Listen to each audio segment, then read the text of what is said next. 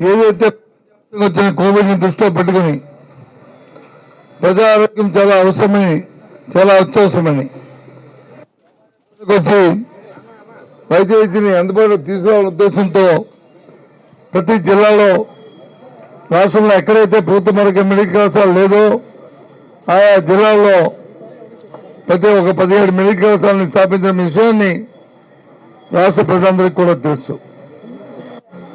ఈ నేపథ్యంలో అందులో 5-6 మెడికల్ కళాశాలకి అడ్మిషన్లు పూర్తి చేశారు. సూపర్ స్పెషాలిటీ సంబంధించిన అంశాలన్నింటిలో కూడా తీసుకొచ్చారు. మారుమూల ప్రాంతమైన ఆ ప్రాంతాల్లో ప్రజలకి మంచి వైద్యాన్ని అందించే ఏర్పాట్లు కూడా చేశారు. దురదృష్టం ఆ రోజు మరి జగన్మోహన్ రెడ్డి గారి ప్రభుత్వం మరి లేకపోవడం, నూతనంగా కూటమి ప్రభుత్వం రావడం, వారు తీసుకున్న ఈ ప్రజా వైద్యాన్ని ప్రైవేట్ పరం చేయాలని, పిపి పెట్టాలని, ప్రజా వైద్యాన్ని ప్రజలకి అంతకంటే వారు కొనుక్కునే రీతిలో దుర్మార్గమైన ఆలోచనతో ఈ కార్యక్రమాన్ని చేయడం అనేది చాలా దురదృష్టం, చాలా దురదృష్టం. ఎక్కడ కూడా ప్రపంచంలో ఏ ప్రాంతంలో కూడా, ప్రపంచంలో ఏ దేశంలో కూడా, ఈ దేశంలో కూడా ఏ రాష్ట్రంలో కూడా ఇటువంటి ప్రభుత్వ మెడికల్ కళాశాలను ప్రైవేట్ పరం చేసే ప్రైవేట్ పీపీ విధానం అనేది ఎక్కడ కూడా. మరి ఏ కారణం వల్ల చేస్తున్నారో, ఎందుకు వారికి వచ్చి ప్రజా ఆరోగ్యం పట్ల నిర్లక్ష్యం వచ్చిందో, ప్రజా ఆరోగ్యాన్ని ప్రైవేట్ పరం చేసి దాని నుంచి లబ్ధి పొందామని చెప్పని దాని నుంచి అవినీతి చేద్దాం ఉద్దేశంతో ఈ కార్యక్రమం చేయడం అనేది చాలా దుర్మార్గమైన, చాలా తీవ్రంగా ఖండిస్తున్నాం. ఈ నేపథ్యంలో రాష్ట్ర వ్యాప్తంగా ప్రజల నుంచి చైతన్యపరిచి ప్రజా ఉద్యమం చేయాలని, ప్రైవేట్ పరం కాకుండా కాపాడుకోవాలని ఇవాళ ప్రధాన ప్రతిపక్షమైన వైఎస్ఆర్సీ పార్టీ నాయకత్వంలో ఈ నిర్ణయం తీసుకోవడం. ఈ సందర్భంగా ఈరోజు అన్ని నియోజకవర్గ స్థాయిలో ఉన్న ఎంఆర్ఓ ఆఫీసుల్లో ద్వారా రాష్ట్ర ప్రభుత్వానికి, అలానే రాష్ట్ర గవర్నర్ గారికి ఓ మెమోరాండం సబ్మిట్ చేయాలని చెప్పే ఉద్దేశాన్ని ఇలా నిర్ణయించింది. నేపథ్యంలోనే ఇవాళ రాష్ట్ర వ్యాప్తం చేస్తున్న నేపథ్యంలో చీపురుపల్లి నియోజకవర్గంలో కూడా కార్యక్రమాన్ని మరి తలపట్టం చేశాం. ఉదయం నుంచి చూస్తున్నాం ప్రభుత్వ విధానం. ఇప్పుడు పక్కుండదు, అధికారం వచ్చే ప్రజాస్వామ్యంలో ప్రజలు ఎవరినైతే మన్నిస్తారో, ఎవరినైతే కావాలని కోరుకుంటారో వాళ్ళ అధికారం రావడం అనేది తథ్యం చూస్తున్నాం. గత 5 సంవత్సరాలు వైఎస్ఆర్సీపీ రాష్ట్రంలో అధికారం ఉంది, చీపురుపల్లిలో కూడా అధికారంలో ఉంది. కానీ ఎప్పుడు ఏ ఉద్యమం చేసినా, ఎప్పుడు ఏం చేసినా ఈ విధమైన ప్రభుత్వం మరి పోలీస్ శాఖను అడ్డుపెట్టుకుని వారితో అవంతరాలు సృష్టించి వాళ్ళ కార్యక్రమాలు సృష్టించి చేయడం అనేది ఎక్కడ కూడా జరగలే. దానికి పూర్తి మద్దతు ఇచ్చి ప్రజలు ఇబ్బంది పడకుండా ప్రజా సౌకర్యంతో ఆ కార్యక్రమాన్ని ముందు నడిపించామే తప్ప ఎప్పుడు కూడా ఈ చట్టాన్ని చేతితో తీసుకుని చేసిన కార్యక్రమం చేయలే. ఉదాహరణకి ఇవాళ ఉదయం 10:30 నుంచి ఇవాళ అక్కడ నుంచి మన గరివిడి దగ్గర నుంచి చీపురుపల్లి ఎంఆర్ ఆఫీస్ వరకు వద్దామని ప్రయత్నం చేస్తాం. అక్కడ గరివిడి బ్రిడ్జ్ దగ్గర మరి ఎందుకోసమైతే, ఏం కోసమైతే ప్రభుత్వంతో ఆలోచన ఏంటో, ఉద్దేశం ఏంటో నాకు తెలియదు. అక్కడ వస్తున్న ర్యాలీని వచ్చి ఆపడం జరిగింది.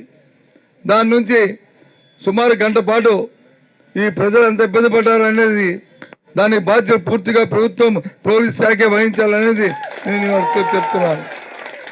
ఎందుకంటే ఇవాళ ఎవరైనా ప్రతిపక్షం వచ్చి ధర్నాలు చేస్తాయి, రాష్ట్రాలకు చేస్తాయి, కానీ ఇవాళ స్వయంగా ప్రభుత్వమే పోలీసు నడుం పెట్టుకుని పోలీసుతో ఇవాళ రాష్ట్రాలకు ధర్నా ఇవాళ గరుడు బ్రిడ్జి దగ్గర చేయించింది అనేది వాస్తవం అనే విషయాన్ని చెప్తున్నాం. ఇది చాలా ప్రభుత్వం దుర్మార్గమైన చర్య. ఇది ప్రభుత్వం తీసుకున్న నిర్ణయం చాలా దుర్మార్గమైన ఆలోచన. ఇది ప్రజాస్వామ్యంలో ఇది తగదది. నేను 15 సంవత్సరాలు రాష్ట్రంలో మంత్రిగా ఉన్నా. 5 సంవత్సరాలు వచ్చి మరి పార్లమెంట్ సభ్యుడిగా ఉన్నాను మీ అందరి తాలూకా సహకారంతో. ఎప్పుడు కూడా ఇలాంటి దుర్మార్గమైన చర్యల్ని ఎప్పుడైనా ఏదైనా ఆదేశాలు వచ్చినా ఆదేశాలు ఇస్తే ప్రభుత్వాన్ని ఒప్పించాం, ప్రభుత్వాన్ని కాదని చెప్పి చట్టబద్ధంగా చట్టాన్ని చేతితో చూసుకోకుండా వాళ్ళ కార్యక్రమాలు చేస్తాం. ఇవాళ ఈ సమస్య ఏంటి? ఈ సమస్య ఒక పార్టీ సమస్య కాదు, ఒక వ్యక్తి సమస్య కాదు, లేదు వ్యక్తుల తాలూకా లబ్ధి కోసం చేస్తున్న సమస్య కాదు. ఇది ప్రజా ఆరోగ్యానికి సంబంధించిన సమస్య. రాష్ట్రంలో ఉన్న 5 కోట్ల మంది తాలూకా ఆరోగ్యానికి సంబంధించిన సమస్య. ఇవాళ విజయనగరంలో ఓ సూపర్ స్పెషాలిటీ హాస్పిటల్ వస్తే ఆ హాస్పిటల్ ఇంకా మనం విశాఖపట్నం వెళ్ళక్కర్లే, హైదరాబాద్ వెళ్ళక్కర్లే, మద్రాసు వెళ్ళక్కర్లే. మన హాస్పిటల్లోనే ఎలాంటి వైద్యం చేసుకోవాల్సిన పరిస్థితి ఇవాళ వస్తుంది. కానీ దాన్ని ప్రైవేట్ పరం చేస్తే నష్టం ఎవరికి వస్తుంది? సామాన్యుడికి వస్తుంది. డబ్బున్నవాడు పర్వాలే ఎక్కడైనా వైద్యం చేసుకుంటాడు, డబ్బున్నవాడికి పర్వాలే ఎక్కడికైనా వెళ్ళి చేసుకుంటాడు. కానీ సామాన్యుడి పరిస్థితి అనేది ఆలోచన అడుగుతున్నాం. సూటిగా చంద్రబాబుని అడుగుతున్నాం. నీకైతే నీకు కానీ నీ కుటుంబ సభ్యులు నాకు కానీ నా కుటుంబ సభ్యులు కానీ వస్తే మనకు వచ్చి పదవి అవకాశంతో మనం వచ్చి చేసుకుంటాం. కానీ సామాన్యుడు ఎక్కడ చేసుకుంటారు వైద్యం అని అడుగుతున్నాం. ఏ రకంగా చేస్తామని అడుగుతున్నాం. ఇవాళ విజయనగరంలో విశాఖపట్నంలో ఇవాళ మనం లేదు, శ్రీకాకుళంలో మెడికల్ కళాశాలలు ఉన్నాయి, ప్రైవేట్ మెడికల్ కళాశాలలు. విజయనగరంలో నిమ్స్ ఉంది, విశాఖపట్నంలో వచ్చి గీతం ఉంది, లేదు అక్కడ వచ్చి మీకు ఇంకొకటి ఉంది, కిమ్స్ హాస్పిటల్ ఉంది, శ్రీకాకుళంలో ఉంది, జెమ్స్ ఉంది. అక్కడికి వెళ్ళమని సామాన్యుడు ఎవరైనా సరే సామాన్యుడు వచ్చి వైద్యం వచ్చి ఉచితంగా చేస్తారు, అడగండి. అదే కానీ కేజీహెచ్కి వెళ్ళండి, ఎంత హోందాగా ఎంత గౌరవంగా అక్కడ వైద్యం జరుగుతుందో. అది తేడా. అంటే మీ ఉద్దేశం ఏంటి? సామాన్య ప్రజలు కూడా వాళ్ళు డబ్బుతో కొనుక్కోవాలనే ఉద్దేశంతో కొన్ని డబ్బుతో కొనుక్కోవాలి చేసుకుంటే మనిషితో కొనుగోలు శక్తిని కానీ పెంచే పరిస్థితులు మీరు విధానం ద్వారా తీసుకుంటే పర్వాలే. ఇవాళ చూస్తున్నాం ప్రభుత్వ విధానాలు, మనం చూస్తున్నాం ప్రభుత్వ కార్యక్రమాలు చూస్తున్నాం. ఏ ఒక్కడి తాలూకా ప్రజల తాలూకా మనుగోడిని కానీ, ప్రజల తాలూకా కొనుగోలు శక్తిని కానీ, లేదా ప్రజల తాలూకా నిత్య జీవితంలో వాళ్ళ తాలూకా శక్తిని కానీ ఎక్కడ పెరిగిన దాఖలాలు లేవు. రోజు రోజుకి కూడా దిగజారిపోతుంది ప్రజల తాలూకా పరిస్థితులు. అటు రైతు కానీ లేదు సామాన్యుడు కానీ లేదు విద్యార్థి కానీ ఏ ఒక్కడికి కూడా సుఖం లేదు, సంతోషం లేదు. ఎవరు పడితే ఇబ్బందులు పడుతున్నాడు. మనం చూసాం అధిక వర్షాలు వచ్చాయి. ఏ ఒక్క నాయకుడు అయినా సరే ఎవరైనా సరే చూసి ఆలోచన చేస్తారా? యూరియా కావాల్సిన యూరియాని ఎంత తప్పించి కొనుక్కున్నామో తెలుసు కదా. ఏ పార్టీ అని పక్కన పెడితే ఆ రైతులు అడగండి యూరియా ఎంత కొన్నారో. మనం రూపాయలు దొరకవలసిన యూరియా ఎన్ని రూపాయలు కొన్నారో అడగండి, రైతులు చెప్తారు. నాకు 600, 500, 700 కొనుక్కునే దౌర్భాగ్యమైన పరిస్థితుల్లో ఇవాళ కల్పించారు.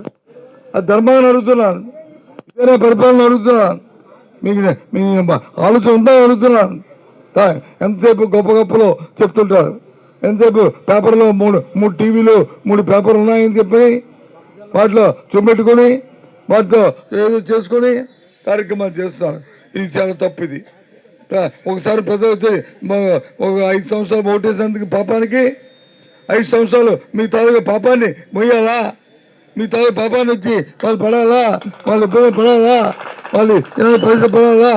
అందుకే జగన్మోహన్ రెడ్డి చెప్పారు, ఒకవేళ ఎవరైనా సరే మెడికల్ కాలేజీ కానీ ప్రభుత్వం విధానంలో ప్రీమియంలు ఎవరైనా వస్తే మళ్ళీ ఈ ప్రజల తాలూకా ఆలోచనతో వారి మద్దతుతో మళ్ళీ మా పార్టీ అధికారంలోకి వస్తుంది.